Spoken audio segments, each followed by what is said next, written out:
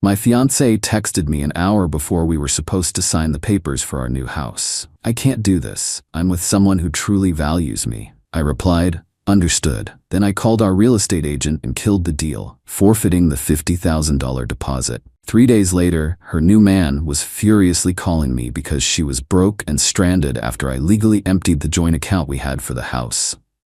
I'm sitting on a moving box in what was supposed to be our future. The whole apartment is a maze of them, half-packed, labeled kitchen, living room, master bedroom. The air smells like cardboard and broken promises. An hour ago, I was doing the final walkthrough of our new house, the one we'd been planning for over a year. I was imagining where the sofa would go, how the light would hit the dining room table in the morning. That's when my phone buzzed. It was for my fiancée Jenna. The text was short, brutally efficient. "Leo, I'm so sorry, but I can't do this. I've reconnected with David, and he's shown me what it means to be with someone who truly values me. We're going to build a real future together. I can't sign for the house." David, a wealthy, flashy guy she'd dated before me, the one she always claimed was a superficial jerk. Apparently, his definition of value had become more appealing. I read the text 3 times. The world didn't spin. I didn't feel a wave of nausea. A strange, cold clarity just settled over me. It was like a switch flipped in my brain, from loving fiancé to damage control. The hurt was there, a deep, heavy stone in my gut, but my mind was already calculating the next steps. We were scheduled to be at the title company in 60 minutes to sign the final mortgage documents and get the keys. A future erased by a text message. My first call wasn't to her. It was to my real estate agent, Sarah. "Sarah, it's Leo. There's been a development. We're not signing. The deal is dead." She was shocked, of course. "Leo, what? What happened?" "You'll lose your earnest money, all $50,000 of it." "I'm aware," I said, my voice steady. "It's a personal matter. The engagement is off. There will be no signing. Please inform the sellers." 50 grand. Gone. Just like that. It was a sickening amount of money, a huge chunk of my savings. But tying myself to a 30-year mortgage on a house I was meant to share with a woman who had just detonated our lives? That was a far worse fate. Losing the money was surgery. Staying in the deal would have been a slow, painful disease. My second call was to my lawyer. I explained the situation briefly. He agreed that killing the deal, despite the financial hit, was the only logical move. He told me to document everything. Then I drove back to my apartment. The one where the lease was solely in my name.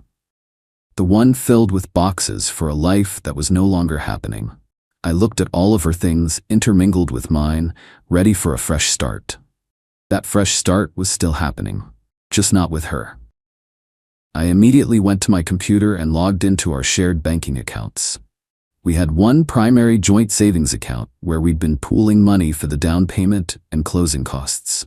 The bulk of it, about 80%, had come from my own savings and a small inheritance I received a few years ago. Jenna contributed, but her contributions were a fraction of mine.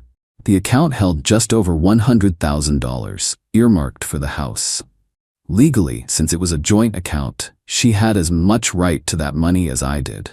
With the house deal dead, that money was now just sitting there, a liability.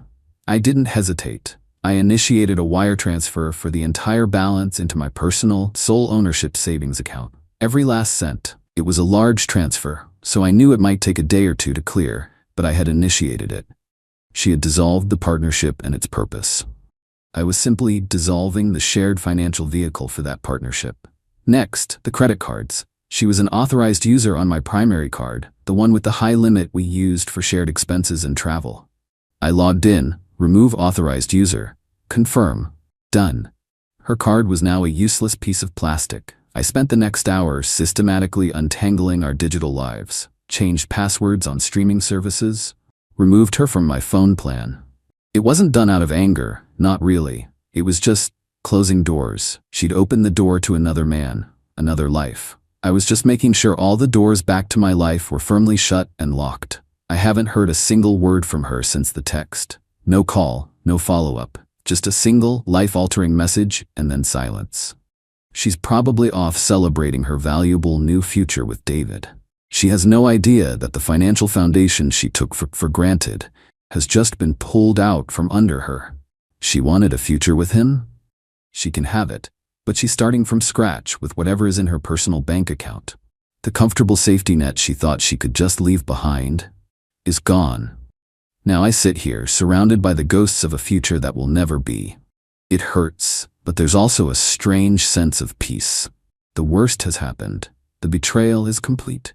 Now the cleanup begins, and I have a feeling it's going to get messy. Update 1. It's been 72 hours since the text that blew up my life. The initial calm has remained, but it's been tested. Thanks for all the comments and messages of support. It's good to know that my logical approach isn't seen as cold-hearted by everyone. As many of you predicted, the fallout has begun. Jenna finally surfaced about 24 hours after her text. She didn't call to apologize or explain. She called because her key didn't work. After securing my finances, my next move was to have the locks on my apartment changed. It's my lease, my space. Her decision to end our engagement meant her residency here was also terminated. The first contact was a series of angry texts from a number I didn't recognize, which turned out to be her sister Chloe. "Leo, what the hell is wrong with you? Jenna is outside the apartment and her key isn't working. She needs to get her things. She's having a panic attack," I replied calmly. "Her things can be retrieved at a pre-arranged time. She is no longer a resident. She can email me to schedule a time for a supervised pickup." This was followed by a frantic call from Jenna herself, borrowing her sister's phone. The tone wasn't one of remorse. It was one of pure, unadulterated entitlement. "Leo, open the door right now. This is insane. You can't just lock me out of my home." "It's not your home, Jenna," I said, my voice level. "It's my apartment. You made it clear you were building a future with someone else. That future doesn't include my home. I need my clothes, my laptop, my entire life is in there. This is completely unreasonable," she shrieked. "You'll get your things," I repeated.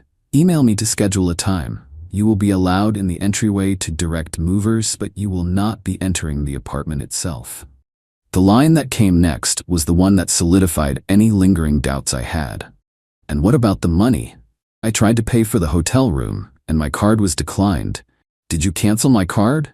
You left me stranded with no money." I paused. "The card was tied to my account, Jenna. Our financial relationship ended when our personal one did. As for the money in the joint account, I've moved it to secure the funds, as the purpose for that account, the house, is now void. We will divide the assets legally and equitably based on contribution, not on a 50-50 split of a fund I primarily created." The sound she made was a mix of a gasp and a choke. "You did what? You can't do that. That's my money too. We were saving that for our future." "You chose a different future," I said. "The terms have changed. Have your lawyer contact mine." I hung up and blocked her sister's number. The emails started flooding in from a new address she created. They were a bizarre mix of feigned remorse and furious demands. One minute it was, "I know I hurt you, but I was so confused," and the next it was, "You legally owe me half of that money, and if you don't restore my access to it, I will sue you for everything you have." Then came David, the new man. He called me yesterday. His tone was arrogant, condescending. "Look, man, this is David. I think you need to chill out a bit. Jenna is really upset. You're not being fair to her." "Fair?" I almost laughed. "Your definition of fair seems to be me continuing to fund my ex-fiancée's lifestyle while she's with you." "She needs her money," he said, as if it was a simple fact. "She contributed to that account. You're basically stealing from her. We were going to use some of that to get our own place set up." The audacity was breathtaking. They didn't just want to be together, they wanted me to pay for their new life. Jenna's contributions will be returned to her, minus her share of any shared debts and the $50,000 loss from the earnest money deposit. She co-signed the purchase agreement, so she's equally liable for that loss. After that deduction, her portion is significantly smaller than you seem to think. Any further discussion will happen between our lawyers." There was a long silence on his end. I could practically hear the gears turning in his head as he realized the financial windfall he was expecting wasn't coming. "You're really going to be like that? After everything?" "Yes," I said. "I am. Have a good day, David." I hung up. I spent most of yesterday unpacking the boxes. It felt strangely therapeutic, reclaiming the space, putting my things back where they belonged. The apartment feels bigger now, quieter. I've scheduled her supervised move-out for this Saturday. I hired a third-party moving company and an off-duty police officer to be present, just to ensure things remain civil. It feels extreme, but based on her and David's reaction, I'm not taking any chances. They don't see this as a breakup. They see it as a financial inconvenience that I am maliciously causing. The battle, it seems, is just beginning. Update 2. It's been 2 weeks since D-Day. The move-out happened this past Saturday, and it was every bit as dramatic as I anticipated, solidifying my decision to have a neutral third party and security present. Jenna arrived, not with professional movers, but with David and her sister, Chloe. They clearly intended to pack her things themselves, probably to prolong the drama and search for things they could claim were theirs. The presence of the off-duty officer, a calm but very large man standing by the door, immediately threw them off their game. "What is this, Leo? Are you insane?" Chloe spat as soon as she saw him. "This is to ensure a smooth and orderly transfer of belongings," I said, not looking at her, but at the officer. "They are here to retrieve Miss Jenna's personal items. They will not be going past the living room. My movers will bring any boxes from the other rooms out to them." David stepped forward, trying to look intimidating. "This is ridiculous. We're not going to steal anything." The officer just looked at him, arms crossed, and said nothing. It was incredibly effective. Jenna, for her part, put on a performance. She started crying, telling the officer that I was a cruel, controlling man who had thrown her out with nothing. She pointed at my television, our sofa. "I helped pick that out. We bought that together." I had been prepared for this. I had a small folder with me.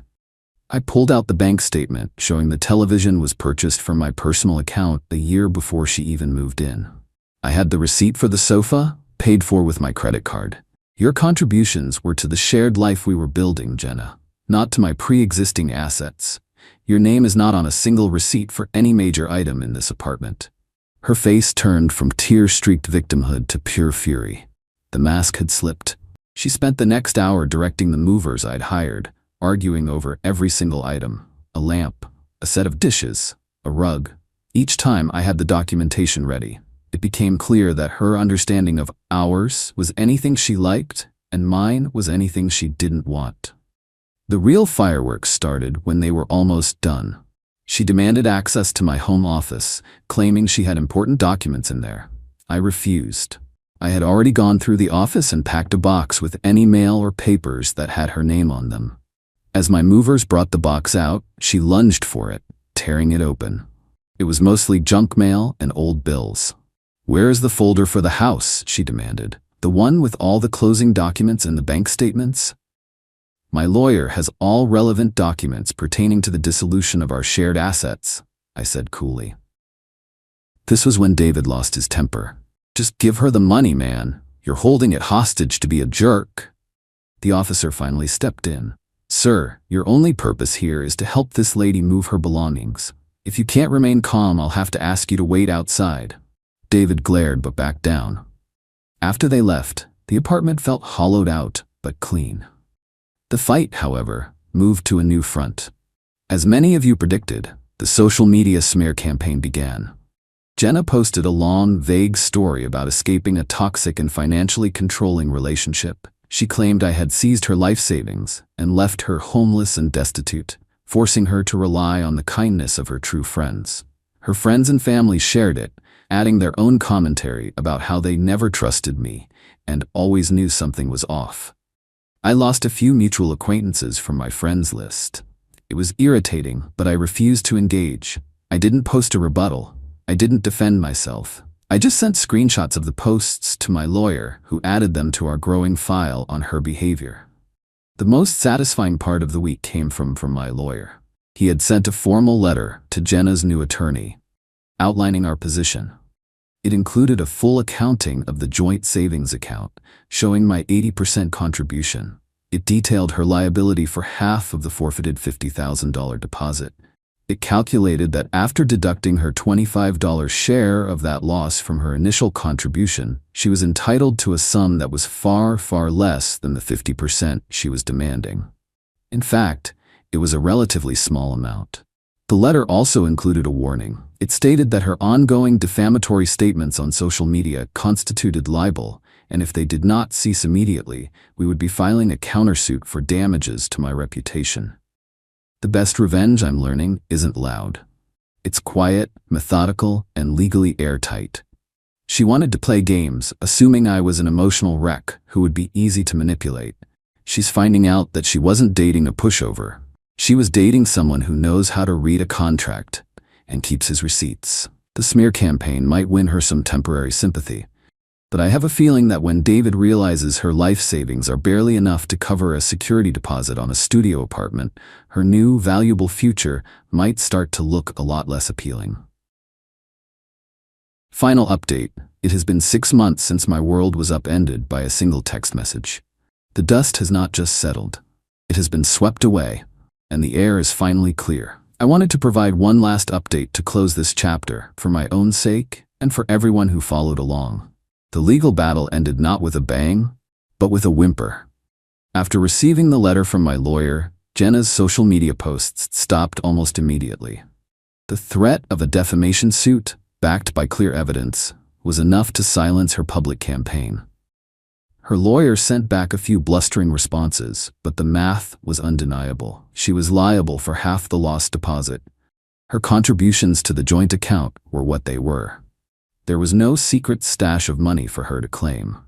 After a few weeks of silence, my lawyer received a final terse email from hers, agreeing to our proposed settlement. The check for her portion was sent out, and the legal matter was officially closed. It was, as I'd calculated, a small fraction of what she and David had clearly been expecting. So, what happened to Jenna and her valuable new future? I heard bits and pieces through the grapevine from mutual friends who had tried to remain neutral, but eventually grew tired of her constant drama. David's enthusiasm for his new partner waned almost immediately once he realized she was not his ticket to a comfortable life funded by my savings. The man who was supposed to truly value her apparently valued financial stability above all else. Their plan to get their own place fell apart. They were living with his parents, a situation that reportedly became tense very quickly. The Jenna he knew was the fun, carefree woman with access to my income and home. The reality was a bitter, resentful woman who was furious that her plan had backfired. They lasted less than 3 months before he unceremoniously kicked her out. Jenna ended up having to move back to her hometown into her old bedroom at her parents' house. Her sister, Chloe, apparently washed her hands of the situation after Jenna became a constant source of financial requests and complaints. The last I heard, Jenna was working a retail job at the local mall, constantly complaining on her now private social media about how unfair life was and how I had ruined everything for her. There has been no self-reflection, no accountability. In her mind, she remains the victim. As for me, that initial $50,000 loss was a bitter pill to swallow. But in hindsight, it was the best money I ever spent. It was an exit fee, an eject button from a life with a person who saw me not as a partner, but as a utility. It saved me from a 30-year mortgage, from years of wondering if she truly loved me, from the inevitable, more painful implosion that would have come later. Instead of a house, I invested that money in myself. I took a portion of it and went on a month-long trip to Southeast Asia, something I had always wanted to do, but Jenna had always dismissed as too rustic. It was incredible. It cleared my head and gave me a new perspective. When I came back, I used the rest of the funds as seed money to start a small consulting business on the side, a passion project I'd been putting off for years. It's starting to take off, and for the first time in a long time, I feel like I'm building a future that is truly my own. The revenge was not in the arguments or the legal letters. The revenge was in the silence. It was in my refusal to be drawn into her drama. It was in allowing the natural consequences of her actions to play out without my interference. She wanted a different life, and she got it. She gambled thinking she could have a new man and my money. She lost and ended up with neither. She is living the exact future she built for herself on that day. My apartment is no longer filled with boxes. It's filled with my things, my life. It's peaceful. The ultimate satisfaction wasn't in seeing her fail. It was in my own success and happiness after she was gone. She didn't break me, she liberated me. And for that, in a strange way, I suppose I should be grateful. Thanks for everything, Reddit. It's time to move on.